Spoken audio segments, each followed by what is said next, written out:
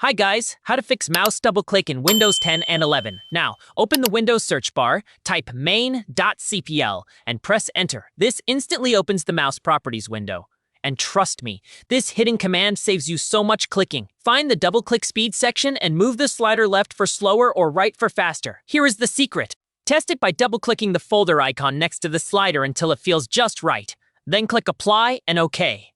This step is very important. Search for Device Manager, open it, and find mice and other pointing devices. Right-click your mouse, select Properties, go to the Driver tab, and click Uninstall Device. Then restart your PC. Keep watching. After the restart, return to the same menu and click Update Driver to finish the fix. Now open File Explorer. If you are on Windows 11, click the three dots in the top menu, then click Options. But if you are on Windows 10, click the View tab at the top, then click Options on the right side. Don't mix these up. In the Folder Options window, make sure double-click to open an item is selected. This is the setting that actually controls how your mouse behaves in folders. Click Apply and then OK to save your changes. That's it. Your double-click should now feel perfect. Hit subscribe for more quick Windows fixes.